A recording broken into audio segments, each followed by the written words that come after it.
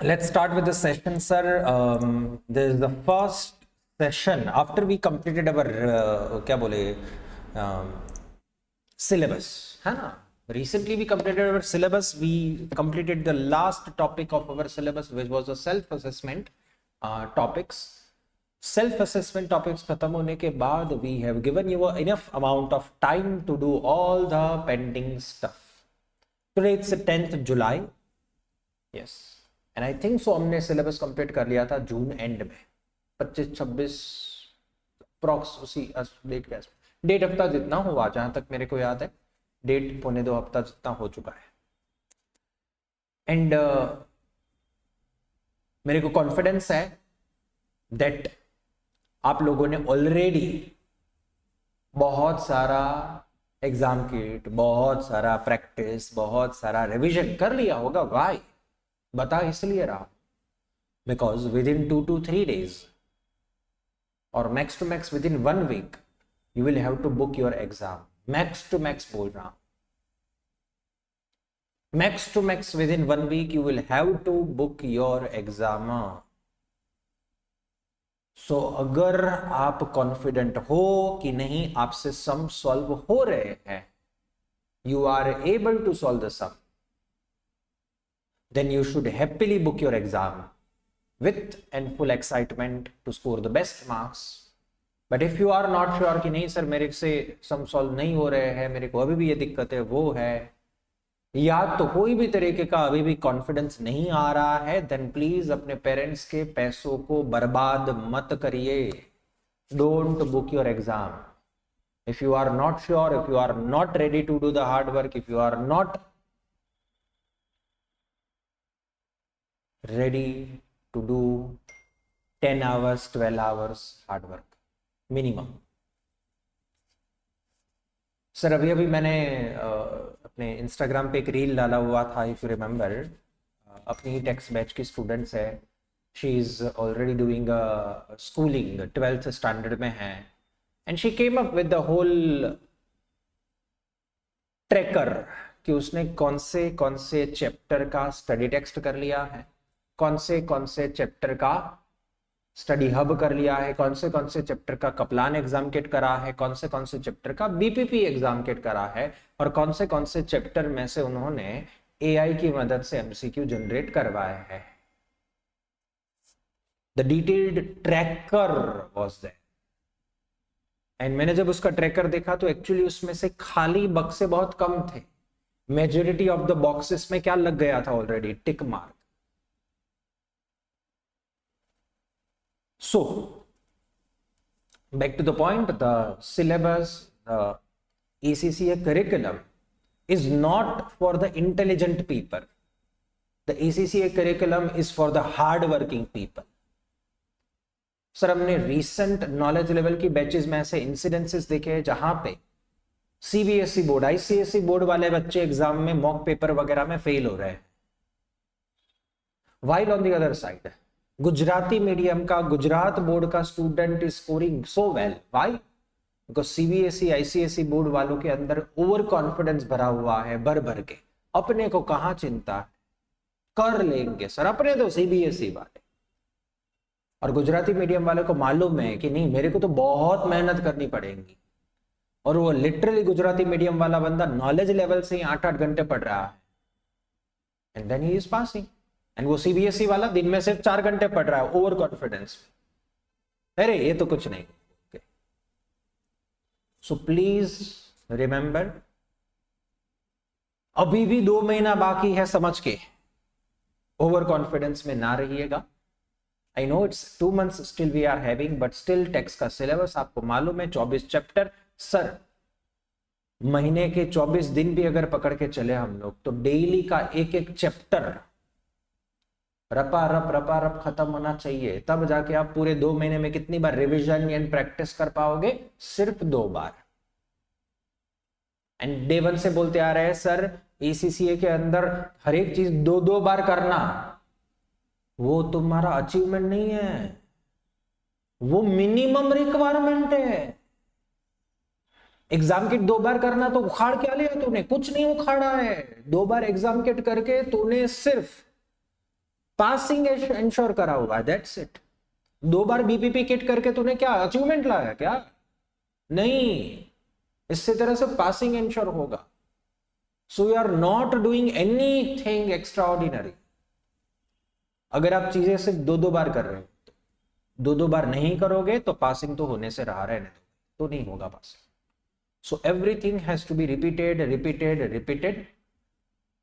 और इस बार तो टेक्स्ट करिकुलम में आपके पास में एक और चीज रिपीट करने को है, बार बार बार बार बार बार, और वो है हमारी समरी नोट्स। एग्जाम किट जितनी बार रिपीट करते हो उससे कहीं गुना ज्यादा बार आपको समरी नोट्स रिपीट करनी पड़ रही है, एंड वो भी ऊपर ऊपर से नहीं, word by word. So please understand that even if you have a 2 months left, वो इसीलिए 2 महीने बाकी है बिकॉज सामने आपके पास दरिया है। Getting? Yes. So without wasting a time sir, हम हमारा ओवरऑल सेशन का एजेंडा सिलेक्ट कर लेते हैं sir. Today it's Friday, tomorrow it's Saturday. ठीक है, आज हम अच्छा खासा समय बिताएंगे to do the revision. I will guide you some of the basic tips and tricks for the income tax sum। हम basic sum से शुरुआत करेंगे, not very lengthy or not very complicated sum, basic sums कर लेंगे। ठीक है, tomorrow also we will do some kind of advanced level of sums। ठीक है, and then after we will look at the examiner's report, ऊपर ऊपर ऊपर से।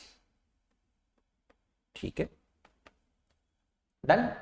Today we will be doing the sums from our exam kit. Tomorrow we will be doing the sums from our practice platform. So without fail sir, please याद रखना, दोनों दिन आपको laptop तो चाहिए ही चाहिए, बट साथ साथ में सर आज तो बेसिक एक्सेल शीट में और बेसिक एग्जाम किट में से ही कर लेंगे। ठीक है, but tomorrow when you come here, आपको अपना माई एसीसी अकाउंट खुला रखना है, उसके से प्रैक्टिस प्लेटफॉर्म खुला रखना है। फिर एट अ टाइम चालू क्लास में रुको रुको सर मेरे को पासवर्ड याद नहीं है, ऐसा ब्लंडर नहीं चाहिए मेरे को। ठीक है, यस एवरीवन। सर रिवीजन की बात क्या करें यार, इनकम टैक्स इतना बड़ा लेंथी है कि मैं 1 या 2 या 3 घंटे में पूरी तरीके से तो रिवीजन जस्टिफाई नहीं कर पाऊंगा, या मैं सामने से बोल रहा हूं, नहीं होगा मतलब, करेक्ट। बट रिवीजन इसीलिए जरूरी है ताकि जब हम अभी प्रैक्टिस करने को आए ना, तो मेरे को बार बार वो बोलना ना पड़ेगा, याद है हमने ये पढ़ा था, याद है ये फॉर्मूला था।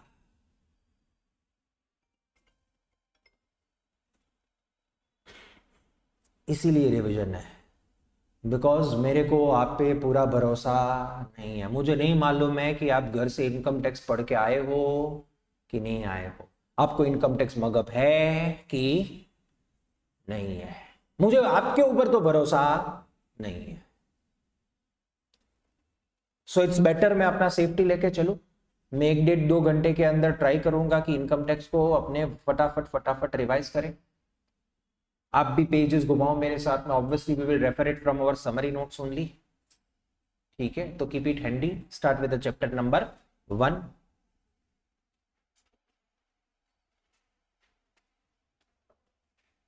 डन।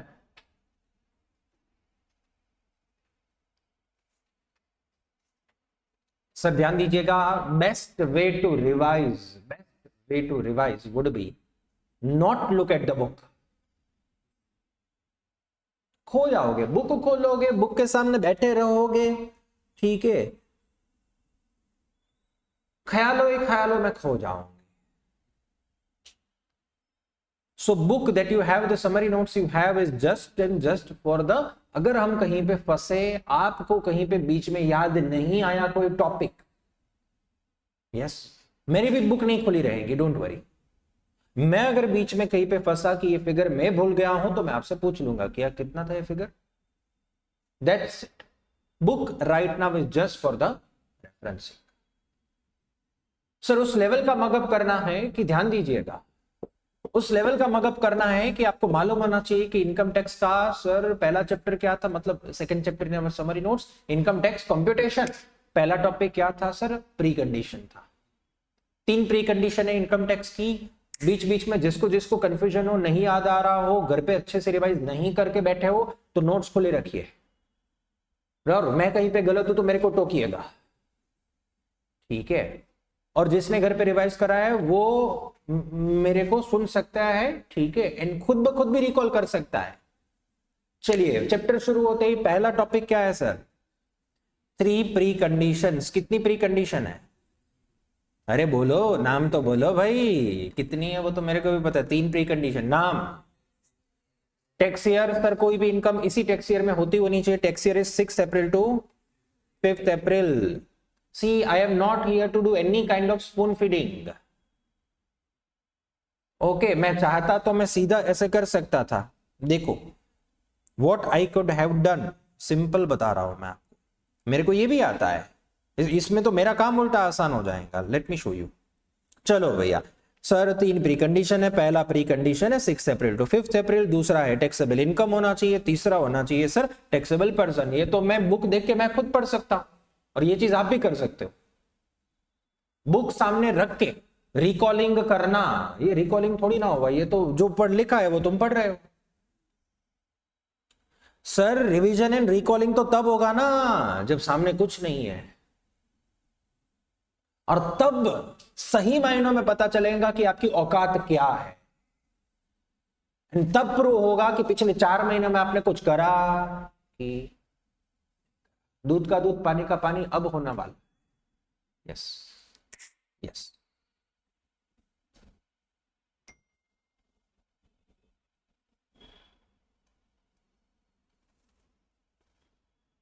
यस।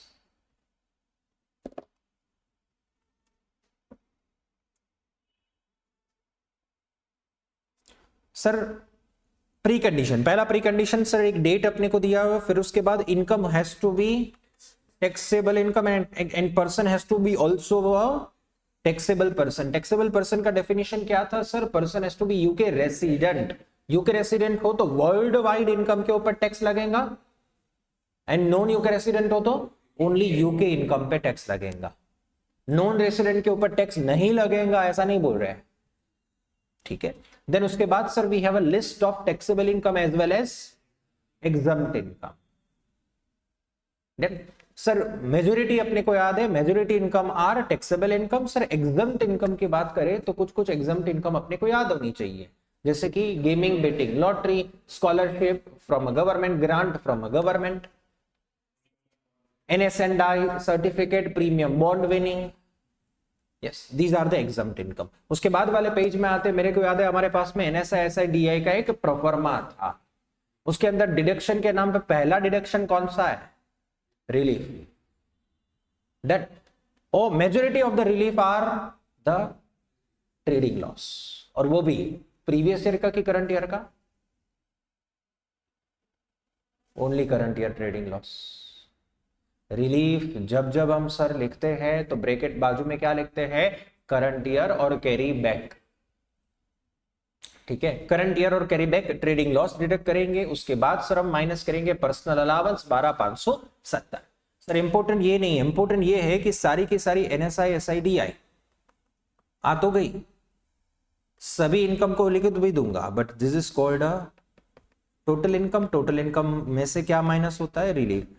रिलीफ माइनस होने के बाद जो इनकम बची उसको बोला जाएगा नेट इनकम। नेट इनकम में से क्या माइनस होता है, PA।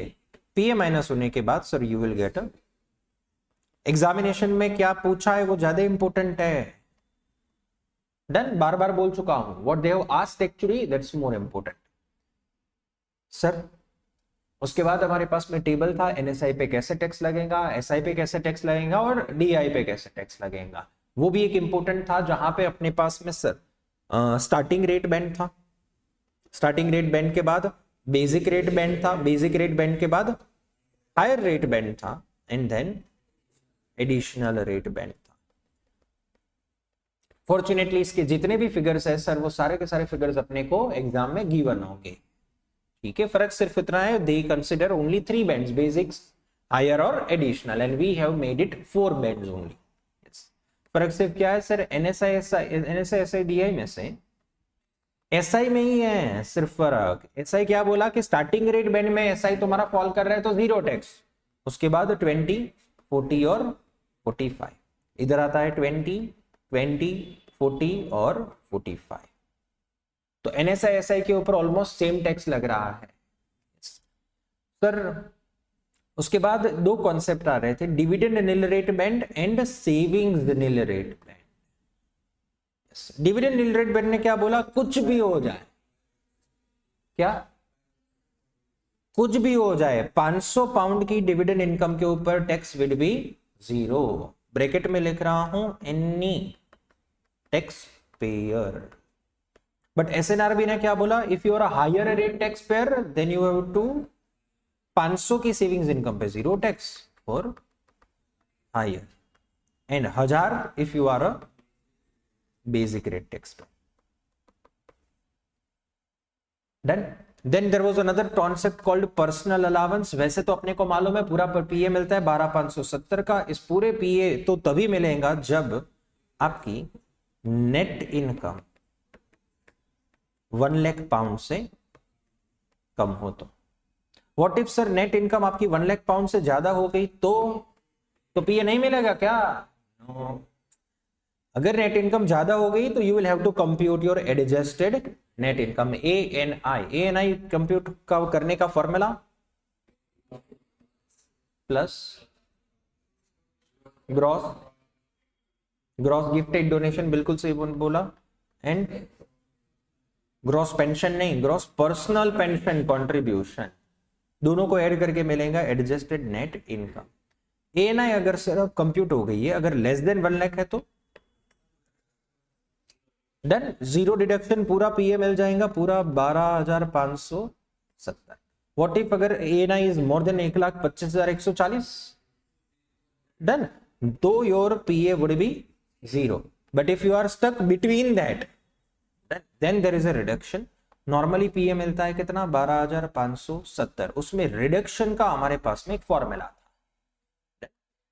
ANI minus 1 lakh into 50%। मेरे से पहले अगर आप बोल रहे हो ना कोई चीज तो it's a good sign for you.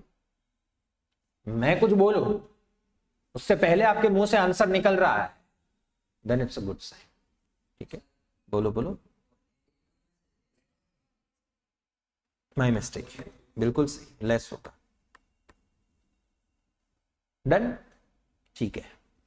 सो ये रहा सर अपना पूरा का पूरा PA का टॉपिक। इसके बाद हमारे पास में था extension of the band.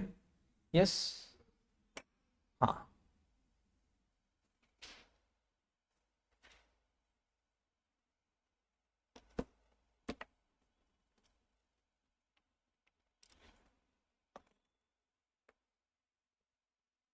Sir extension of the band के अंदर बंदा हैज टू बी देवमानुस। देवमानुस होने का 2 तरीका सर, एक है ग्रॉस गिफ्टेड डोनेशन करना, दूसरा तरीका है क्या, पर्सनल पेंशन कंट्रीब्यूशन करना। अगेन पेंशन कंट्रीब्यूशन नहीं बोला है, पर्सनल पेंशन कंट्रीब्यूशन बोला है। ये 2 चीज होती होनी चाहिए। तो हम कौन सा वाला बैंड एक्सटेंड करेंगे, सिर्फ basic rate band. Basic rate band extend होते ही अपने आप हायर और एडिशनल रेट बैंड एक्सटेंड हो जाते हैं। After the extension of the band there was I think marriage allowance. 1260 का पर्सनल अलाउंस अपने को ट्रांसफर करने को अलाउड है from one spouse to another spouse, but condition क्या है, both the spouse has to be basic rate tax payer. 1260 का PA transfer होना नहीं सर, ये गलत स्टेटमेंट है। Then the person who is giving the PA वो ठीक है, बट सामने के साइड एक बंदा होगा which is called the person who is claiming PA। ये जो बंदा क्लेम कर रहा है उसको बोला जाएगा टू 252 पाउंड का क्या कर देना, टैक्स रिडक्शन कर देना सबसे लास्ट में। डन। तो ये इंसान बोलेगा कि मैंने तेरे को 1260 का क्या दिया, PA दिया, बट सामने वाला क्या बोलेगा, मुझे तेरे से क्या मिला, 252 पाउंड का टैक्स रिडक्शन। डन, ठीक है। यस, उसके बाद आ रहा था child benefit income tax charge, which is को आपको क्वेश्चन में दिया होगा एक चाइल्ड बेनिफिट का फिगर, और चाइल्ड बेनिफिट के फिगर में से कुछ रिफंड करना है कि नहीं करना है। इफ यू आर वेरी अमीर then whole child benefit that amount you have received सारा का सारा refund. If you are very much poor then no need to refund anything. If you are a middle class person then some amount you will have to refund. तो उसका भी I think so हमारे पास में formula था based on ANI only. If the ANI is more than 60,000 pound, है ना, then the child benefit income tax charge would B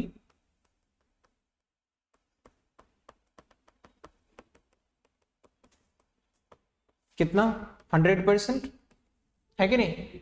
yes, less than 50,000 है तो zero. S,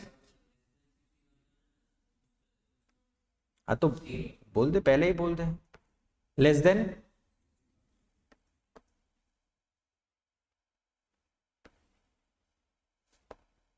then more than 80,000 है तो 100%, बीच में फंसा है 60 to 80 के बीच में फंसा है तो फॉर्मूला कितना sir, NI less 60,000 divide by 200, it will give you a percentage figure, जो परसेंटेज आया वो percentage amount will become your done, उतना परसेंट आपको रिफंड कर देना है। तो ऐसा कुछ हमारे पास में था सर, 60 एंड 80 के बीच में फंसे हो तो कुछ परसेंटेज रिटर्न।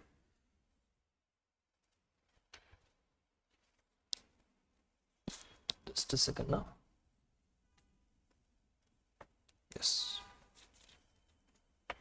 तो चाइल्ड बेनिफिट टैक्स चार्ज के बाद we have a residential status वाला पंडा, है ना, सारे का सारे residential status step 1 step 2 step 3।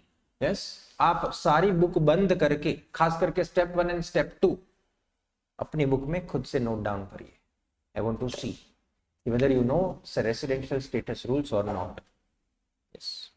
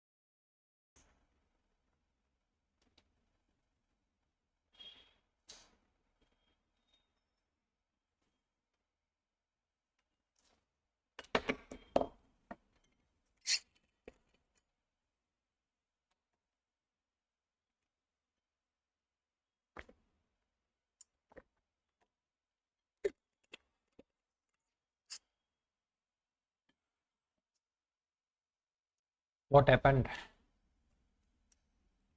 Yes, what happened? हो गया, ठीक है। सो रेसिडेंशियल,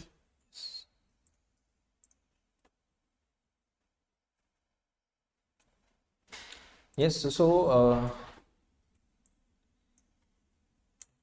residential status का definition has to be mugged up and then step 3 was a sufficient ties test, ठीक है। उसको समराइज मैनर में मगअप कर लोगे तो बेस्ट रहेगा, ठीक है। Overall chapter was now almost over, yes, income tax competition. इसके बाद वाला चैप्टर जो है हमारे पास में कौन सा है? Property income. Property income we will follow cash method of accounting if it's individual, but if it's company then accrual method. वो कॉर्पोरेशन टैक्स में आया था। फिर से सर ओके, तो एक कैश मेथड फॉलो करेंगे assuming that the person will have a rental income of less than 1,50,000 pound, ठीक है। कैश मेथड ऑफ अकाउंटिंग के अंदर सर और कोई मच नहीं है, बट जरा फाइनेंस कॉस्ट का देखना पड़ेगा, है ना। If it's a residential property के लिए फाइनेंस कॉस्ट है तो डिडक्शन इस चैप्टर में तो नहीं मिलेगा। मैरिज अलाउंस के साथ में जैसे आप टैक्स रिड्यूसर लेते हो, ठीक है, वैसे यहां पे भी इस फाइनेंस कॉस्ट का भी 20% अमाउंट टैक्स रिड्यूसर में जाएगा, same to same as marriage allowance.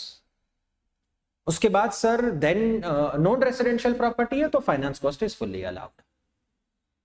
Then we have a capital expenditure. वैसे तो सर कैपिटल एक्सपेंडिचर भी भर भर के आप डिडक्ट करो, कोई वादा नहीं, पर उसके भी एक्सेप्शन थे sir. Motor car is not allowed as an capital deduction. आपने मोटर कार खरीदी तो उसका एक्सपेंस डिडक्ट नहीं हो पाएगा। उसके बाद सर लैंड एंड बिल्डिंग के लिए अगर आप रिपेयरिंग करवा रहे हो तो अलाउड है, बट कोई भी तरीके का enhancement cost not allowed for deduction. Yes, after that sir there will be a residential, है ना, यही था ना, furniture provided for residential property, replacement relief मिलेगा, करेक्ट। सो ये सारा सब कुछ डिडक्शन लेने के बाद सर देन हमारे पास में था इसी मोटर कार के अंदर था, फिर सर मोटर कार का अगर कैपिटल कॉस्ट अवेलेबल नहीं है तो दो ऑप्शन है हमारे पास में। ऑप्शन 1 था कैपिटल अलाउंस क्लेम करना, ऑप्शन 2 था माइलेज अलाउंस, है ना। ऐसा ही कुछ है, देखो जरा पेज में। हाँ,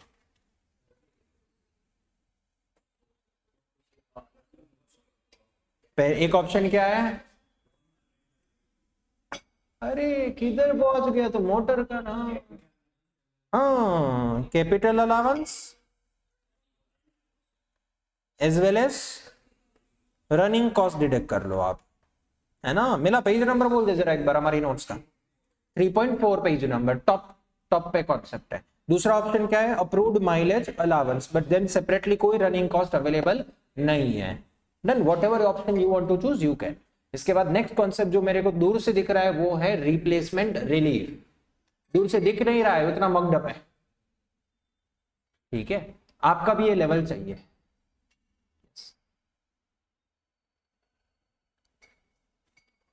रिप्लेसमेंट रिलीफ का कंडीशन क्या था कि पुराना असेट ऑलरेडी उस घर के अंदर होना चाहिए, वो बिगड़ गया, उसको हमने वापस ले लिया और उसको क्या प्रोवाइड करा हमने? New asset. This is the only concept which is called replacement. Replacement relief किसको काम आता है सर? जिसने घर भाड़े पे चढ़ाया है, बट सिर्फ घर भाड़े पे नहीं चढ़ाया है, घर के साथ साथ में फर्नीचर एंड इक्विपमेंट्स भी दिए हुए हैं।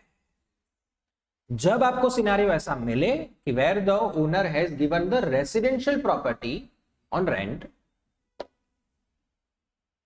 विथ फर्नीचर, और उस फर्नीचर के अंदर वो ओनर क्या करता होना चाहिए? रिप्लेसमेंट। तो ऐसे सिनेरियो के अंदर ये जो न्यू असेट प्रोवाइड करी जा रही है वो cost, it is called capital cost. कोई भी नया फर्नीचर लाके उसको दोगे तो वो रेवेन्यू नेचर का एक्सपेंडिचर है कि कैपिटल नेचर का एक्सपेंडिचर है? कैपिटल नेचर का एक्सपेंडिचर है। तो वो कैपिटल कॉस्ट अलाउड है कि नहीं अलाउड है? Not allowed. नए असेट का capital cost is not allowed, तो फिर क्या अलाउड है? Replacement relief is allowed. But how to compute that replacement relief? Sir it's very again easy. New asset का कॉस्ट माइनस ओल्ड असेट का scrap value, है कि नहीं? ओल्ड असेट का proceeds, yes, as well as installation और detachment cost. ठीक है, तो वो प्लस करेंगे इंस्टॉलेशन वगैरह जैसे कॉस्ट को। आ गया आपका रिप्लेसमेंट रिलीफ। बट कंडीशन अपने को बार बार जो टेस्ट होती थी ना, वो कभी रिप्लेसमेंट रिलीफ के अमाउंट के ऊपर नहीं था। रिप्लेसमेंट रिलीफ मिलेगा कि नहीं मिलेगा, वो हमेशा हमारे सामने क्या डायलेमा रखा जाता था, रिप्लेसमेंट रिलीफ मिलेगा कि नहीं मिलेगा। उसके लिए कंडीशन तो इतना सा ही क्या है, रिप्लेसमेंट होता होना चाहिए। Clear? Yes, just a second. After that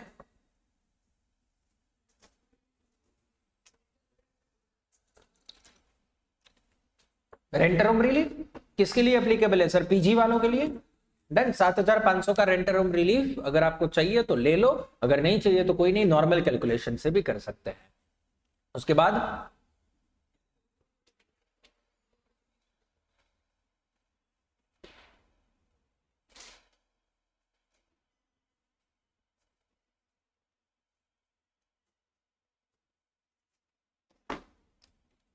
losses, है ना, current year losses, then and carry forward. Current year के लॉसेस, प्रॉपर्टी लॉसेस किसके सामने सेट ऑफ करने के, सेम बिरादरी के साथ में, और कैरी फॉरवर्ड चूज करोगे तो भी सेम बिरादरी ही चाहिए मेरे को।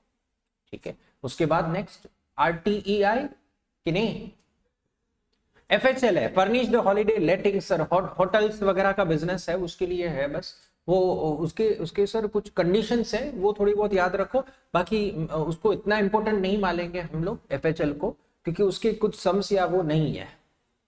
ठीक है, देन उसके बाद RTEI, real estate in REIT, sorry, real estate investment trust, REIT sir, उससे आने वाला डिविडेंड, डिविडेंड इनकम कंसिडर करना नहीं है। ठीक है, उससे आने वाला डिविडेंड किसकी तरह ट्रीट होना चाहिए, प्रॉपर्टी इनकम की तरह, एनएसआई की तरह। एज वेल एज उस डिविडेंड इनकम के ऊपर कोई टीडीएस वीडीएस कटा होता है तो उसको ग्रॉसअप करना पड़ेगा। तो क्या लिखा है फॉर्मूला ग्रॉसअप करने का, इंटू 100/80, है ना। देन एंड देन हमारे पास में है वो premium on short lease. Sir बहुत ही important formula, easy formula, 51 minus n divide by 50, correct, यहां तक है। After that next chapter we have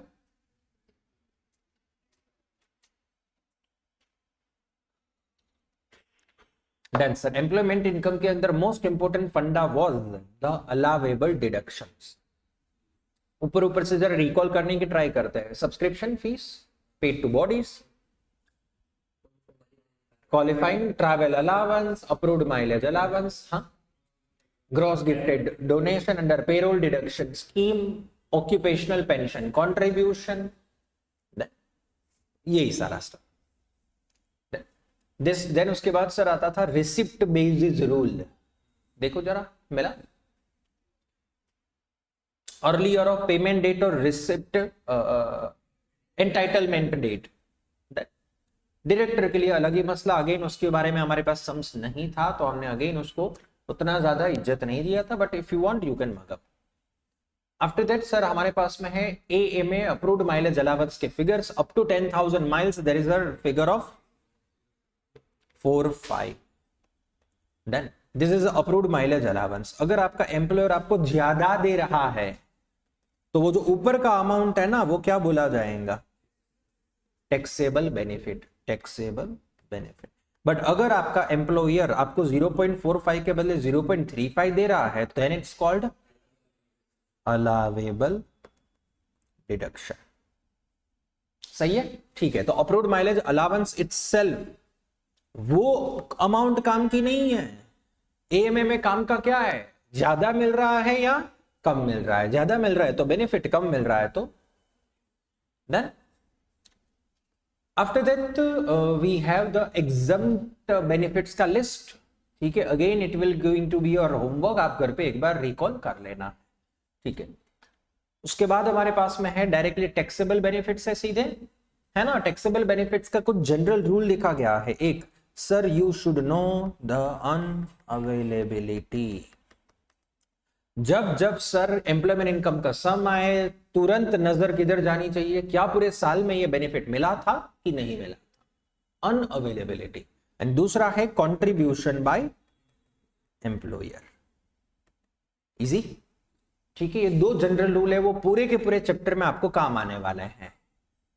yes sir, उसके बाद है हमारे पास अकोमोडेशन बेनिफिट। अकोमोडेशन बेनिफिट के अंदर सर इंपॉर्टेंट ये है देखना कि weather accommodation is owned by employer, accommodation is rented by owner, or the accommodation is job related. If it's a job related, then it's will going to be an exempted ones. If it is owned, then we have to take a market value of the property. ठीक है।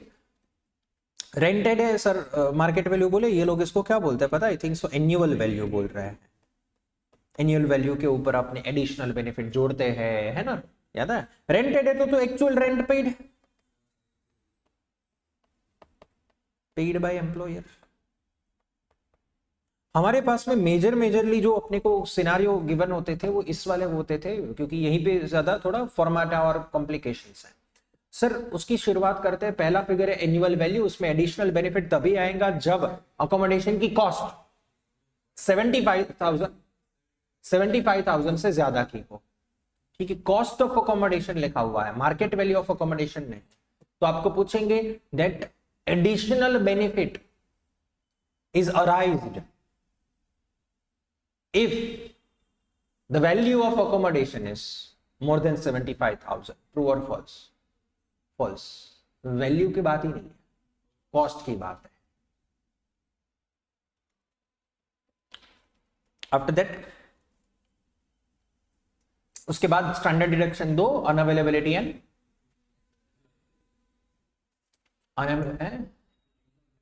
Contribution, हाँ contribution by employ.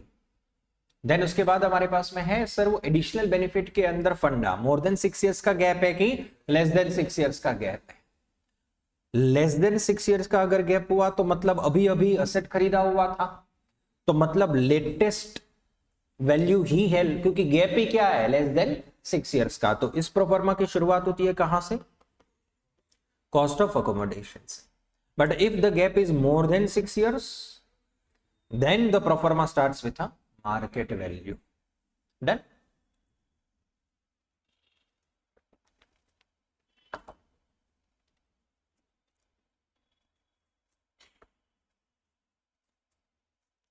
Sir job related accommodation में भी I think so आपको याद है वो hotel वाले लोग जॉब रिलेटेड में आते हैं, प्राइम मिनिस्टर सिक्योरिटी रीजन से उसको कर दिया जा रहा है तो वो जॉब रिलेटेड में आया, वगैरह वगैरह। फिर आते थे एक्सपेंसेस कनेक्टेड विथ अकोमोडेशन, मतलब उसमें इलेक्ट्रिसिटी बिल है ना, गैस बिल वगैरह वगैरह वगैरह आता है। ठीक है, तो वो भी इक्वली टैक्सेबल ही है। What ever cost is incurred by employer, employer ने जितना खर्चा करा है टुवर्ड्स योर लाइट बिल वो आपका बेनिफिट। ठीक है, but if it is a job related accommodation then there is upper cap of 10% only.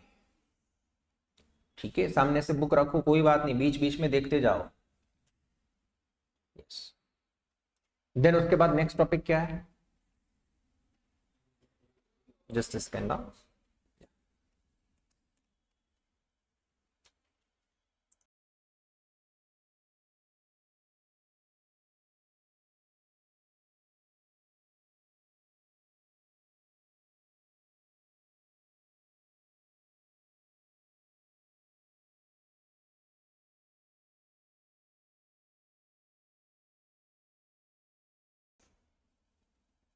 So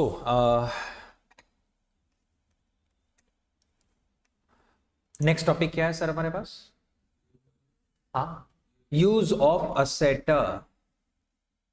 so use of asset के अंदर कुछ भी आ सकता है, फर्नीचर से लेके टीवी से लेके एनीथिंग। मतलब अब तक मैं एम्प्लॉय को सिर्फ घर दिया करता था, अब मैं अपने एम्प्लॉय को क्या दूंगा? जा ये चेयर ले जा, ये सोफा ले जा, ये टीवी ले जा, ये एसी ले जा, ये कैमरा ले जा। Any kind of asset I can give to employ for use. Sir उसमें एक्चुअल कॉस्ट इनकर्ड और द मार्केट वैल्यू का 20%। उसमें से हायर लिखा है कि लोअर लिखा है? Higher amount. डन। देन उसके बाद वाला topic car benefit. Sir CO2 emission वाला याद करो, है ना? यस सर, उसके अंदर एक वर्ड लिखा हुआ है क्या? List price. लिस्ट प्राइस का मतलब हुआ करता था almost MRP but including tax, excluding bulk discount. याद करो, ये इंपॉर्टेंट है मगप होना कि what is a list price. ठीक है, इस लिस्ट प्राइस को लेते हुए सर हम क्या डिडक्शन लिया करते थे? Capital contribution by employ and add करा करते थे any kind of accessory cost. देख लो, तब जाके मिला करता था आपको एडजस्टेड लिस्ट प्राइस। देखो भैया, आया? याद आया? 3 चीजें हैं, list price minus capital contribution, उसका अपर कैप कितना हुआ करता था? 5000। याद आया? डन। तो once you have adjusted list price, adjusted list price के साथ में मल्टीप्लाई होता है सर हमारा CO2 परसेंटेज। उसके बाद के 2 डिडक्शन तो बहुत इजी है, एक है अनअवेलेबिलिटी, दूसरा है कंट्रीब्यूशन। इजी। ठीक है, तो कार बेनिफिट यहां पे था सर। इसके अंदर देखने जैसा क्या है? दैट अगर if it's your fully electric car then CO2 emission I think 2 या 3% था, 3% था। Done. If it's a hybrid car then you will have to see the range of that car. Done. And then उसके बाद अगर वो गाड़ी petrol car है तो देखना पड़ेगा RDE2 स्टैंडर्ड फॉलो हो रहा है कि नहीं हो रहा है। सर एग्जामिनेशंस में सारी चीज थाली में परोस के नहीं देंगे। गाड़ी आया, पहले चेक करो कौन सी गाड़ी है, पेट्रोल है, फिर चेक करो पूरे सब में, खुद ढूंढना की ट्राई करो इधर RDE2 स्टैंडर्ड फॉलो हो रहे हैं कि नहीं हो रहे हैं। ओके, सो सर प्लीज याद रखना, sums will not going to be kind of कि जैसे कपलान के स्टडी टेक्स्ट के जितने थाली में परोसने वाले सम थे ना, वैसे सम्स एग्जाम किट में नहीं आएंगे। समझ में आया? ठीक है, ओके। सो ये आंखें खुली रखनी पड़ेगी, दिमाग खुला रखना पड़ेगा। मैंने बार बार बोला है sir, the trick in the examinations is not about how much you have the knowledge but question reading is also important. Question read novel की तरह नहीं करना है। सर कोई इंसान है वो फटाफट क्वेश्चन रीड कर रहा है, 5 मिनट में उसने पूरा क्वेश्चन रीड कर लिया, उसका आंसर गलत होगा क्योंकि उसने पेशेंटली क्वेश्चन को नहीं पढ़ा। दूसरा इंसान उसी का फ्रेंड 15 मिनट तक क्वेश्चन पढ़ा, वो क्वेश्चन पढ़ता जाता था, क्या ऐड करना क्या लेस करना लिखता जाता था, इस फिगर का क्या होगा वो लिखता जाता था। ये फिगर रखना है कि इग्नोर करना है? क्वेश्चन पढ़ो, दिमाग चालू रखो, प्लानिंग बनाओ, स्क्रैप पेपर में क्या करो, लिखते रहो। समझ में आया? Yes. In the examinations you can totally ask the physical scrap paper for such a kind of the needs. ठीक है, बट कोई भी वर्किंग नोट स्क्रैप पेपर में लिख के निकलना नहीं है। वर्किंग नोट जो प्रॉपर दिखानी है वो तो एक्सेल शीट में ही दिखानी है। ठीक है, तो स्क्रैप पेपर का यूजेज जस्ट अपने कुछ बेसिक ड्राइंग के लिए कर सकते हो। हमारी जो मेथड है ड्राइंग बनाने की, वो ड्राइंग पर्पस के लिए आप you can use the scrap paper. ठीक है, इन द एग्जामिनेशन आपको बॉल पेन या पेंसिल खुद का ले जाना अलाउड नहीं है, वो लोग देंगे आपको। डन सर, अपने क्या चर्चा हो रहा था? हाँ, कार बेनिफिट। तो अपने को उसके वो पता चल गया। कार बेनिफिट के बाद नेक्स्ट कौन सा बेनिफिट है? Fuel and one. Sir fuel benefit से मेरे को याद आ रहा है कुछ एक्सेप्शन है इसका। कुछ 100% कंट्रीब्यूशन है तो 100% contribution you can consider, but if employee has contributed fuel for partial, fuel के अंदर पार्शियल कंट्रीब्यूशन है तो उसको इग्नोर करते थे। This is the first time where we are ignoring the employee contribution because the contribution is partial. ठीक है, और रही बात फुल कंट्रीब्यूशन होता तो फिर कोई बेनिफिट ही ना निकलता। एम्प्लॉयर ने आपको 500 का पेट्रोल डलवा के दिया, आपने 500 पूरे कंट्रीब्यूट कर दिया तो बेनिफिट ही नहीं। सो दैट्स व्हाई कंट्रीब्यूशन का यहाँ पे उस हिसाब से थोड़ा ऑर्डिनेंस है। आपको याद रखना है फिगर, कितना फिगर है? 28, फिर से 28,000 200, then 28,200 into CO2 emission percentage. Then you have a one benefit and I'm not repeating it. उसके बाद का बेनिफिट कौन सा है? You gift of asset. Sir gift of asset में क्या पूछना है? नया असेट दे दिया या ऑलरेडी बासी असेट दिया? फ्रेश न्यू असेट दिया होता तो कॉस्ट टू एम्प्लॉयर आता, क्योंकि नया नया असेट खरीद के आपको थमा दिया है तो कॉस्ट टू एम्प्लॉयर आएगा. बट अगर बासी असेट, ऑलरेडी पुराना असेट आपको थमाया है तो market value of asset. Sir इसी में थर्ड सिनारियो क्या है? पहला सिनारियो क्या बोला मैंने? न्यू असेट आपको गिफ्ट करना. दूसरा है सेकेंड हैंड असेट आपको गिफ्ट करना. थर्ड है न्यू असेट आपको पहले first provided for use and then subsequently gifted. याद है? शांति से पढ़ लो. सब्सिक्वेंटली ये पूरा का पूरा थर्ड सिनारियो है, पढ़ो.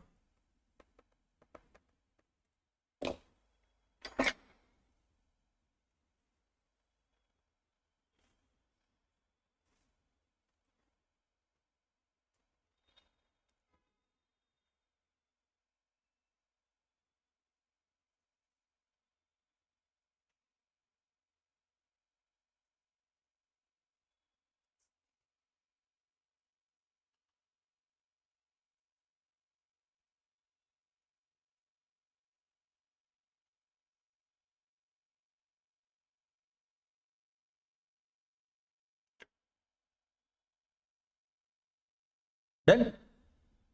ठीक है. एंड देन नेक्स्ट कौन सा है? Beneficial loan. Sir beneficial loan के अंदर क्या याद रखने का? Up to 10,000 of pound of loan हो तो एग्जम्प्टेड है. उसमें लिमिट भी है. अगर आपका एम्प्लॉयर आपको लोन दे रहा है अप टू कितनी अमाउंट का? 10,000 पाउंड का, तो एग्जम्प्ट है. वो तो एग्जाम बेनिफिट में चला गया. बट उससे भी ज्यादा बड़ी अमाउंट की आपको लोन दी जा रही है. ठीक है, तो सर बेनिफिट क्या है? लोन बेनिफिट है या उसका इंटरेस्ट रेट में फायदा बेनिफिट है? Yes sir. मार्केट रेट चल रहा है 3.25%, सॉरी 3.75% का मार्केट रेट है. आपके एम्प्लॉयर ने आपको 3% पे लोन दिया, तो बेनिफिट क्या निकला? ये सस्ती लोन जो मिली ना, ये बेनिफिट है. बट सर ये कंप्यूट करने की दो मेथड है. एक है प्रिसाइज मेथड, इसमें आपको ड्राइंग वगैरह काम आएगा. दूसरा है एवरेज मेथड. क्लियर? ठीक है. देन क्या हुआ? डन? खत्म हो गया? Yes done. Just a second.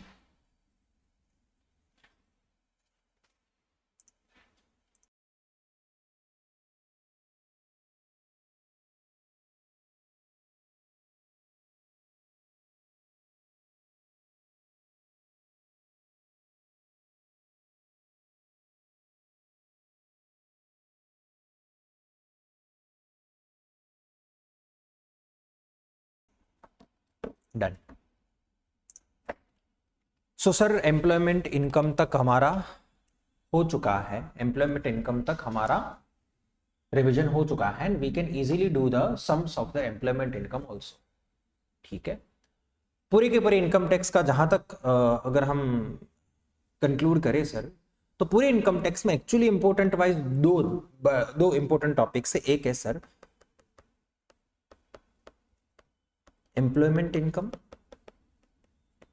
And दूसरा है सर बिजनेस या सेल्फ एम्प्लॉयमेंट इनकम. बिल्कुल सही बोला.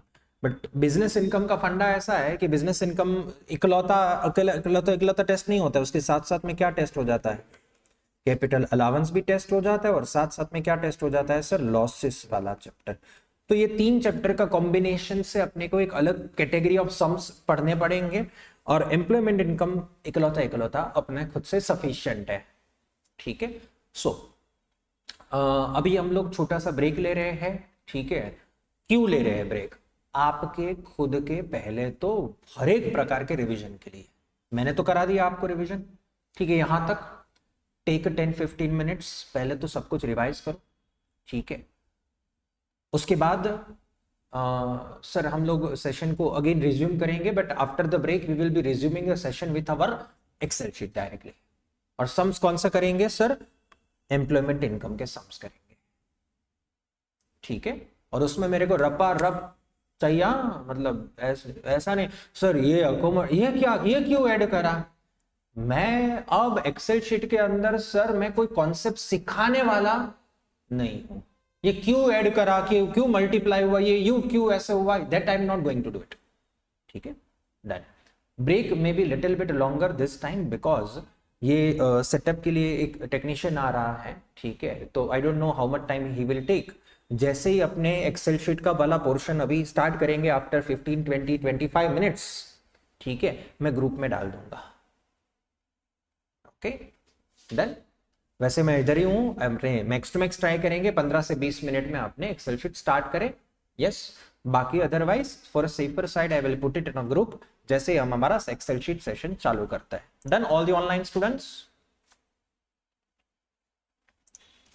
यस, ये क्यों अभी करना जरूरी है मैं बताता हूं, क्योंकि पिछले कुछ दिनों से और आगे आने वाले दिनों से हमारे क्लासेस ये कॉन्स्टेंटली ऑक्यूपाई हो रहे हैं। मतलब सुबह 10 बजे से क्लास चालू होता है, रात को 8 बजे तक क्लास चालू रहता है। आपका खत्म होते ही दोपहर बीटी का बैच है 2 बजे से 2 to 5 बीटी, एंड रात को 5 to 8 पीएम। ठीक है, so that's why take a small break, आराम से मैं फिर से ग्रुप में अपडेट करता हूं whenever we are resuming in max to max by half an our.